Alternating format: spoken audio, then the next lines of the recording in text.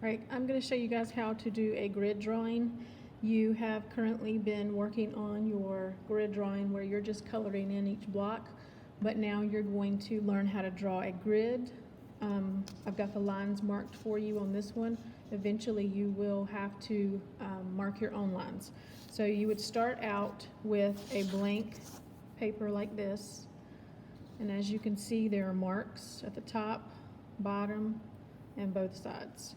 And what you're going to do is you're going to take your ruler and you're going to line up those marks. Hold your ruler steady in the middle and you're going to cross your lines.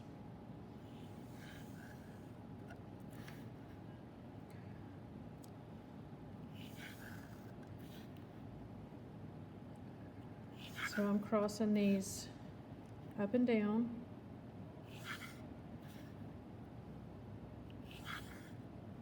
And then I'm going to do the same thing this way. Make sure that you keep your lines lined up with the ruler. Make sure that you have pressure on the middle of the ruler so that your lines will be straight and the ruler will not move.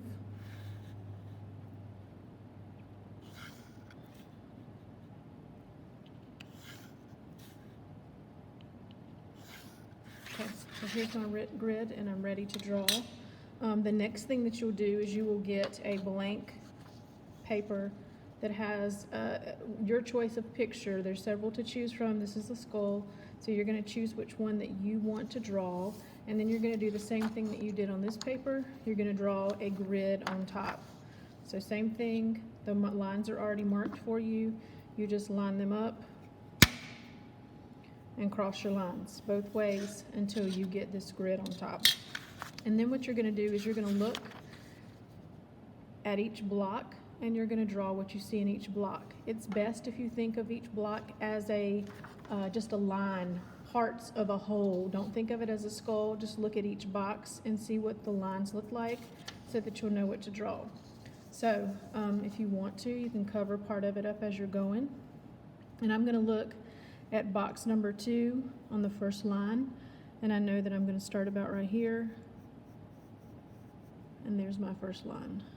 Second box, like this.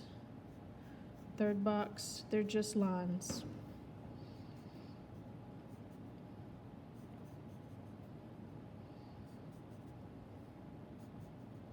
So you have to pay attention to where things intersect.